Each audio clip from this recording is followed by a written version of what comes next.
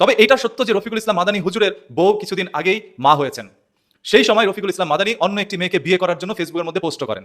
একই সময় এরকম কাজটা রফিকুল ইসলাম মাদানী হুজুরের করা একেবারেই উচিত হয়নি। তবে রফিকুল ইসলাম মাদানী হাফিজাহুল্লাহ দ্বিতীয় বিবাহ করেছে, সত্যটা জানুন। রফিকুল ইসলাম মাদানী যে কত বড় বাটপার সেটা আপনারা এখন বুঝতে পারবেন। যারা এতদিন পর্যন্ত বলছেন যে ঘরের মধ্যে বউ রেখে রফিকুল ইসলাম মাদানী কেন গিয়েছে আরেকটি মেয়েকে বিয়ে করার জন্য, অনেকেই দাবি করছেন যে টিকটক থেকে পরিচয় হওয়ার কারণেই রফিকুল ইসলাম মাদানী এতটা আকৃষ্ট হয়ে পড়েছিলেন সেই নারীর উপরে। এই যে আপনারা যে ছবিটি দেখছেন যে রফিকুল ইসলাম মাদানী একটি মেয়ের সাথে বসে আছে, আসলে এই ছবিটি সত্য নয়। সত্য ছবিটি হচ্ছে এটি, যেখানে একটি হুজুরের সাথে রফিকুল ইসলাম মাদানী বসেছিল। সেই ছবিটিকে পরিবর্তন করে আর্টিফিশিয়াল ইন্টেলিজেন্স ধারা মানে এআই ধারা সেখানে একজন নারীকে বসানো হয়, কারণ রফিকুল ইসলাম মাদানী হুজুরের চরিত্র হরণ করতে হবে, এই জন্য এই ধরনের কাজগুলো করছে। তবে এটা সত্য যে রফিকুল ইসলাম মাদানী হুজুরের বউ কিছুদিন আগেই মা হয়েছেন। সেই সময় রফিকুল ইসলাম মাদানী অন্য একটি মেয়েকে বিয়ে করার জন্য ফেসবুকের মধ্যে পোস্ট করেন।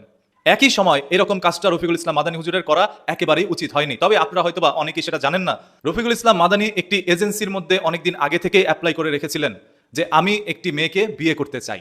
আর সেই এজেন্সিটি হলো অনেক বিধবা বা সুবিধা বঞ্চিত নারীরা বিয়ে করার জন্য ওই এজেন্সিতে অ্যাপ্লাই করে রাখে, সেরকম ছেলেরাও রাখে। উভয় পক্ষেরই তারিখ যদি মিলে যায়, মানে একই তারিখে যদি দুইজনের বিয়ের ডেটটা পড়ে যায়, তাহলেই সিরিয়াল মোতাবেক তাদের বিয়ে করতে হয় বা সেটা করার জন্য তারা বাধ্য।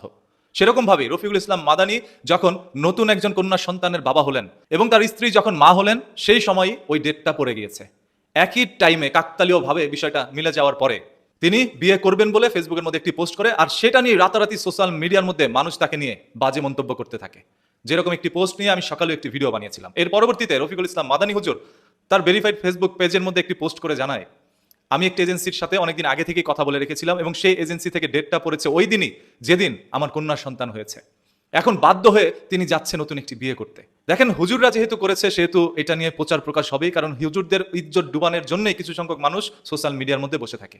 কারণ হুজুররা তাদের বিরুদ্ধেই সবসময় কথা বলে, যারা বিয়ে ছাড়াই সহবাস করার জন্য লিটনের ফ্ল্যাট খুঁজে বেড়ায়। তাদের বিরুদ্ধে হুজুররা যেহেতু কথা বলে, সেহেতু হুজুরদের একটা কিছু পাইলে তো তার বিরুদ্ধে কথা বলতে হবে স্বাভাবিকভাবে।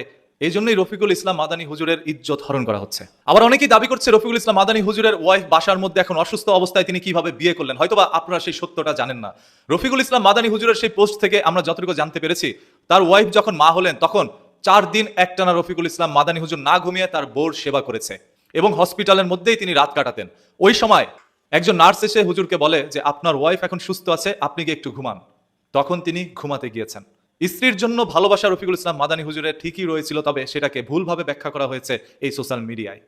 সোশ্যাল মিডিয়া চাইলেই মানুষের ইজ্জত হরণ করে দিতে পারে, তবে আল্লাহ তাআলা যার সম্মান ধরে রাখেন তার সম্মান মানুষ চাইলেই কমাতে পারে না।